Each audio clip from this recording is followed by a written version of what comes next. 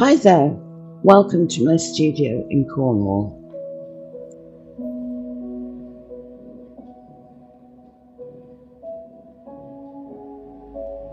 So today I'm going to paint a seascape, and it's going to have mountains, it's going to have birds, and it's going to have yachts.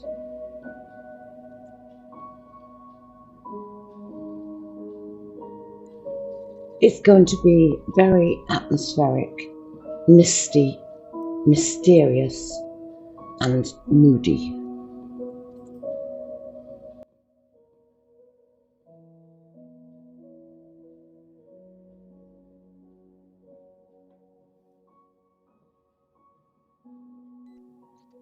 So these are the tools that I'll be using today. Everyone seems to like to see the brushes. And top tip, if your tube of paint is getting so that you can't get any out, just cut it like this and you can get loads out. Loads that normally would be thrown away. And just use one of those little clamps, those little things that you use for sandwich bags and things. So I'm going to be using cerulean blue, ultramarine blue, white, cream, pale yellow, raw umber, and raw sienna, and black, of course. So you'll see that I've separated the sky from where I want the sea, and then in the foreground is going to be like a beach. And I've just put in some dark colours, and I'm just putting in some cream just as an underlayer for the clouds. I mixed my dark colour by using cerulean blue, ultramarine blue, and black with a tiny bit of cream. So I just put that in the sky, and I've also denoted where I want the sea to be. And I'm just putting in a little bit of dark ultramarine blue and black on the horizon. So I've just started to put in some of the cliffs and hills on the horizon, and I'm just trying to make them look dark and moody, but misty as well. And here I'm putting in some various suitable colours for the beach, which involve using raw umber, burnt sienna, cream, and some of that lovely smoky blue. So as I was putting in the colours in the foreground, I thought it would be better if I put in some texture, and I used texture paste, just exterior filler or interior, it wouldn't matter. Or you can use artist texture paste.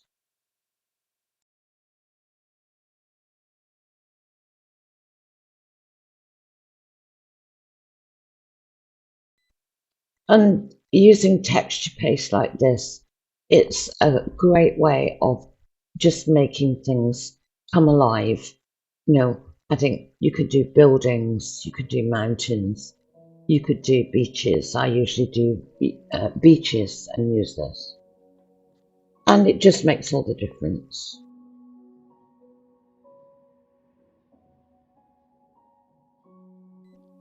And so as I wait for my texture paste to dry, I am going to put some colour into the sky, some more darks, believe it or not. I want to get this sky very, very moody and stormy, moody sky.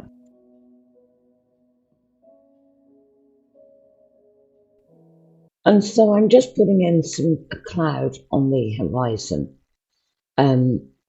just to lighten the area between the dark sky at the top and the horizon.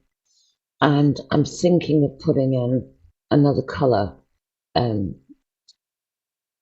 than the creamy yellow that I usually use. I use a lot of that on the horizon. I've decided to put a lovely sort of smoky bluey pink, and I've mixed this by using a lovely pink and the smoky grey blue.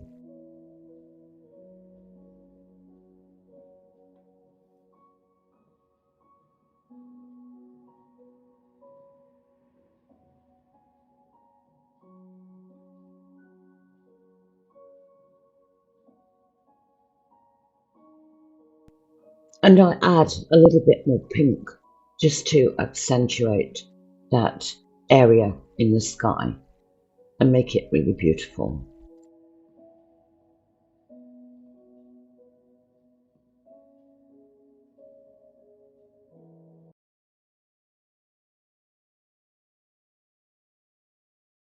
And so I want to make the hills or the cliffs or the mountains in the background very misty and very beautiful and very impressionist.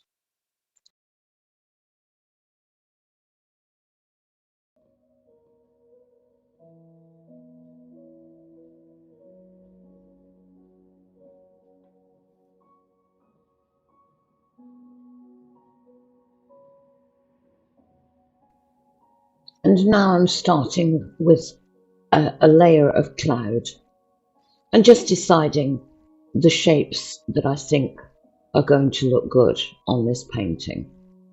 Of course, it could change, and it will change probably, but that's what's happening at the moment. I'm just establishing a base for my clouds.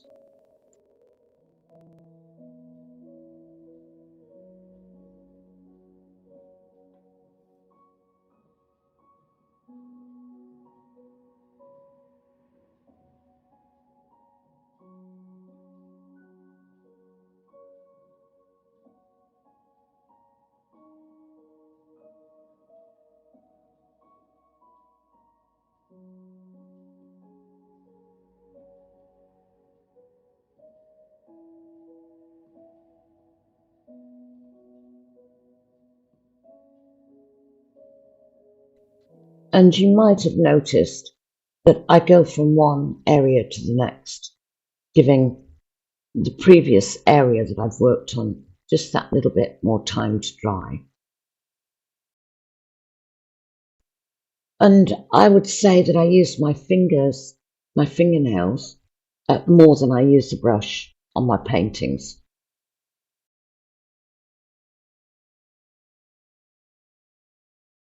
And so I'm just adding more and more colour to the foreground.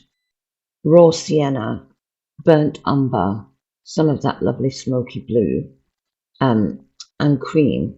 And I'm just trying to cover the surface of the, without disturbing the texture paste too much.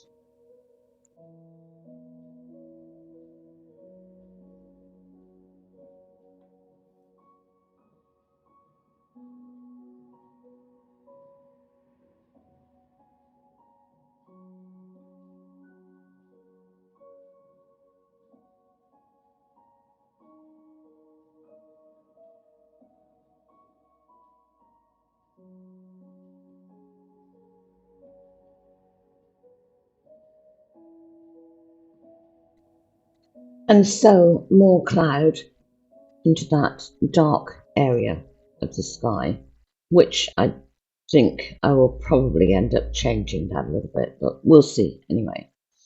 This is it about these paintings, all paintings I should think, but my paintings I can say they evolve, they slowly evolve. And I might set out with one idea and end up with something completely different.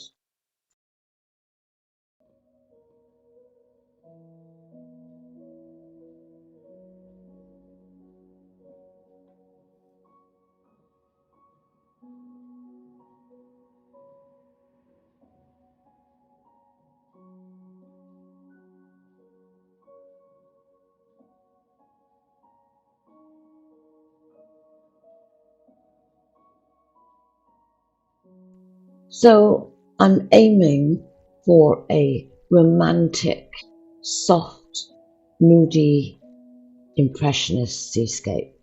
And that's what I'd like. I keep that in my mind. That's what I I want it to be soft, and I want it to be loose.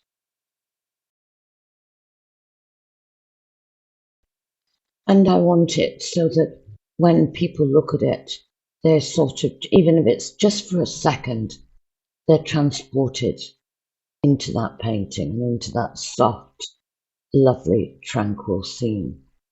And that's what I usually aim for in my landscapes and seascapes. Softness.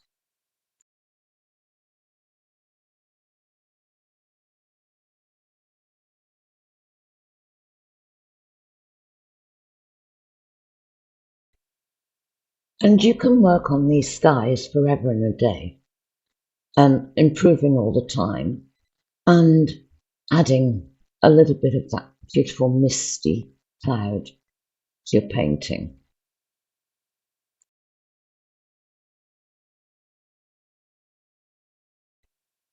And so I decided that I wanted to just make more of a contrast, really, between the cloud and the blue, the dark blue sky.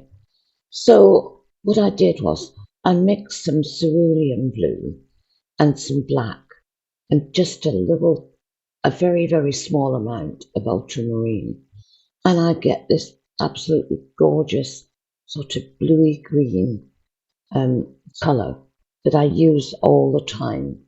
And I put that into it. It's warmer.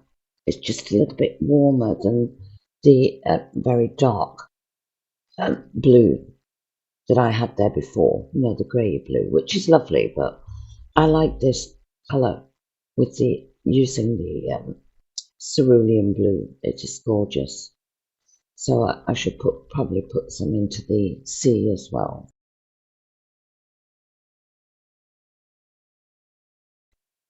And so when I varnish this painting, that beautiful greeny blue, it just stands out and it is so classy, so gorgeous. So another top tip, um, if you're going to do a painting, put on layers and layers of paint because there's nothing worse than seeing canvas through measly little layer of paint that you can see the actual canvas through. It's just, to me, I just can't do it. And when I see it, it just looks so unprofessional.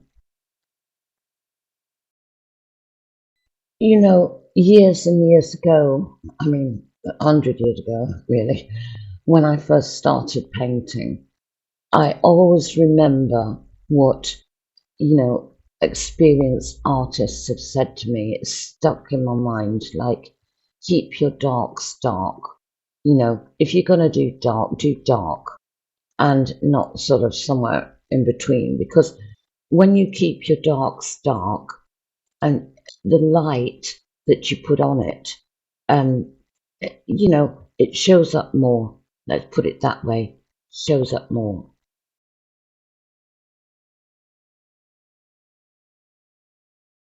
And so I'm putting in my little yachts in the far distance, and I use a small palette knife, a pointed palette knife for this.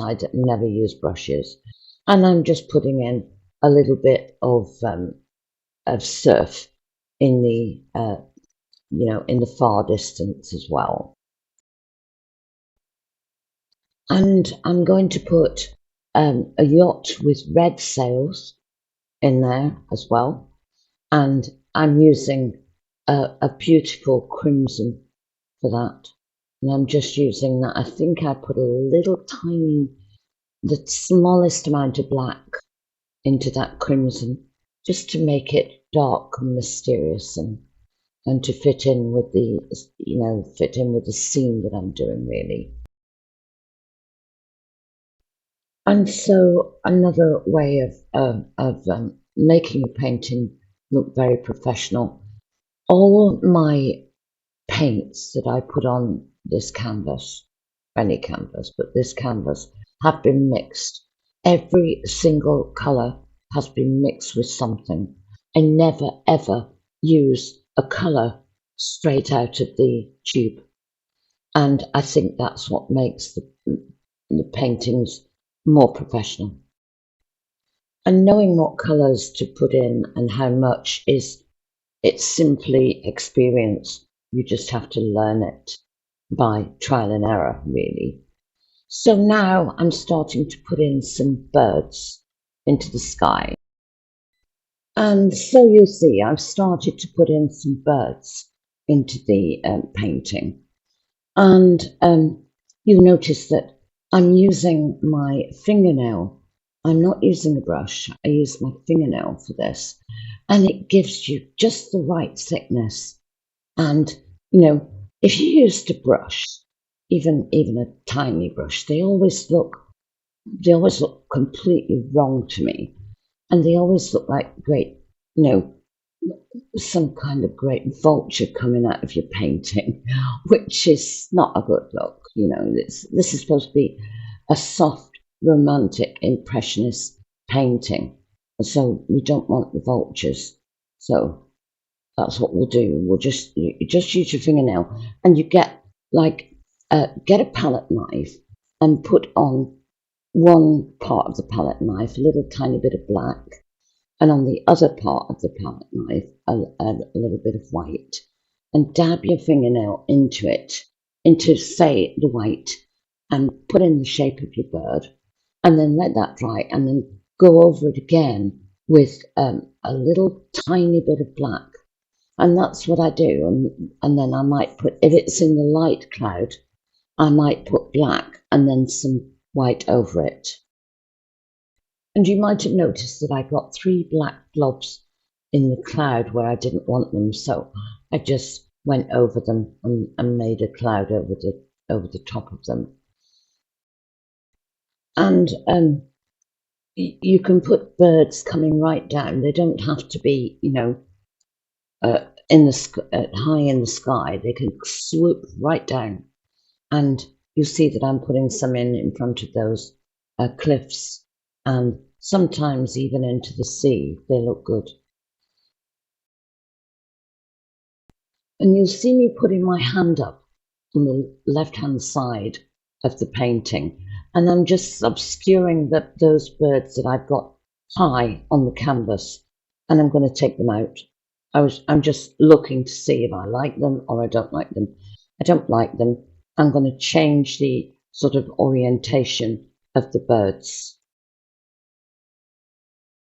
So I just mixed a bit more of that lovely bluey green. It's such a rich colour. And I got rid of those birds. I just used it to just get rid of them. So now we have a different look to the flock of seagulls. And some people have asked me about painting workshops, and I already do painting workshops from my studio in Cornwall, but obviously, you have to be local or on holiday for that, but you can always ask me about that if you are local. So I always have a favourite part of any painting that I do. And my favourite part in this painting is that beautiful flush of pink behind the yachts. It's hardly discernible, but it gives great atmosphere to this painting.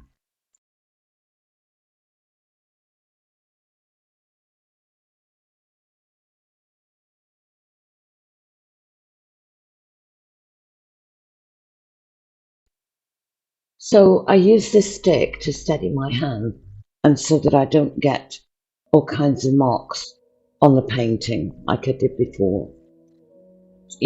Paint transfer.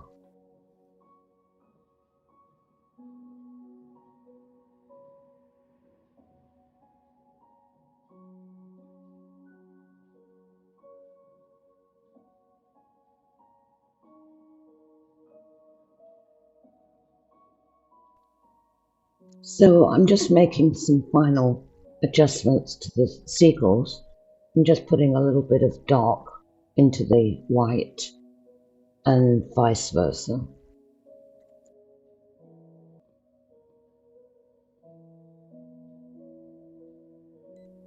And so I'm at the end of the painting, just putting in a little bit of surf, just really refreshing that white of the surf. And that's the end of the painting. I hope you've enjoyed it, and it would be lovely if you decided to subscribe to my channel. The channel can be supported via super thanks or simply by liking, sharing and subscribing. And so I'll say bye for now, and as always, love from Cornwall.